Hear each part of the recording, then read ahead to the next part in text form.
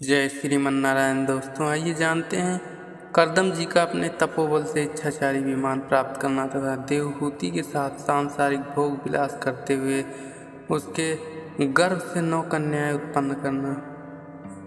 मैत्रेय जी कहते हैं, देवहूति ने करदम मुनि के साथ अपने पति व्रत धर्म को वैसे ही निभाया जैसे पार्वती जी ने शिव जी के साथ निभाया। उनकी सेवा और गुणों से करदम जी बहुत प्रसन्न रहते थे और देवहूति अपने पति को सभी से श्रेष्ठ मानती थी। पति सेवा में उन्होंने अपने शरीर को गला डाला था और पतिव्रत के आगे अपने स्वास्थ्य की ओर कभी भी ध्यान नहीं देती थी।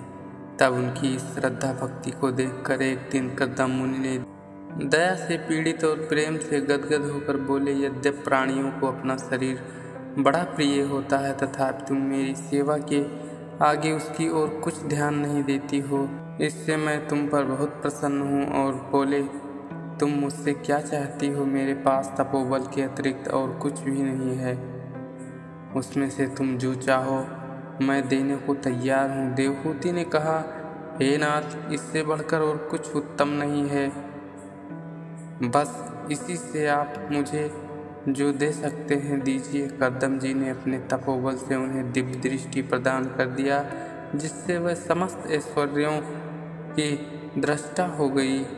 सब सिद्धियां उनके लिए सुलभ हो गईं, परंतु देवहूति ने उनकी कोई इच्छा न की और अपने पति महामुनि करदम से बोली, हे द्विश्रेष्ठ, हे विभो, हे भ्रत, मैं सिद्धियों को लेकर क्या करूंगी? मुझे आपसे एक बात कहनी है। विवाह के समय आपने जो कहा था, इसका जब तक संतान न होगी तब तक मैं सब प्रकार से इसे संतुष्ट करता रहूंगा। हे देव, इधर मेरा भी यही विचार है कि गर्भ धारण तक ही मैं आपको गृहस्थाश्रम में रखूं।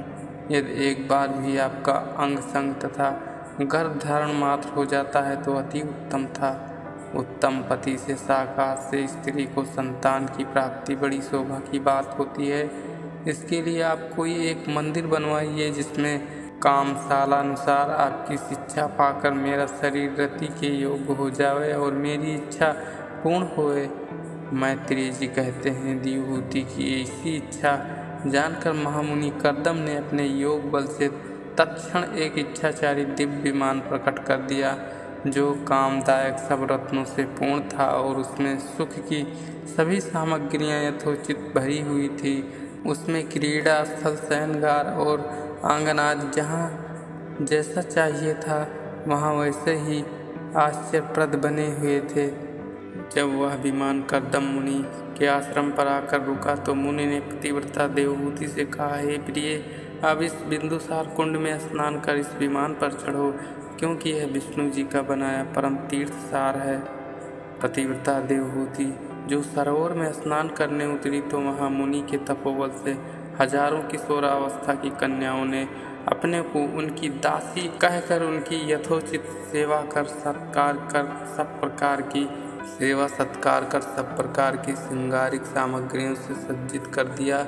देवहूति के शरीर के सभी अवयव निखर उठे। योग माया द्वारा सज्जित अपने को इस प्रकार जगमगाती देख उन्हें अपने पर बड़ा आश्चर्य हुआ। साथ ही करदम जी भी उनके प्रेम का अद्भुत संचार हुआ। करदम जी विमान के पास खड़े थे। देवहूति ज्यों ही उनके पास जाकर खड़ी हुई कि उन सर्वालंकृता पत्नी को उठाकर उन्होंने विमान में चढ़ा लिया।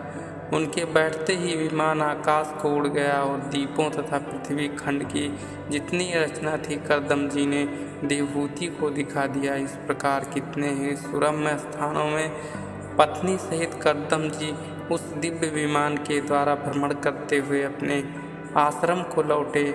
और यहाँ आने पर जब देवहूति को रति की इच्छा हुई तब उनमें रज स्थापन कर उन्होंने संतानों की उत्पत्ति की। हजारों वर्ष का समय एक क्षण के समान व्यतीत हुआ। तब करदम जी ने अपने 9 विभाग करके 9 कन्याएं उत्पन्न की और पुत्र एक भी न हुआ। पश्चात जब करदम जी ने संन्यास लेकर वन जाने लगे तब मंदिर के ऊपर खड़ी देवहूति हंसने लगी और हृदय से बहुत दुखित भी हुई। करदम जी समझ गए और उन्होंने अपनी वन यात्रा स्थगित कर दी।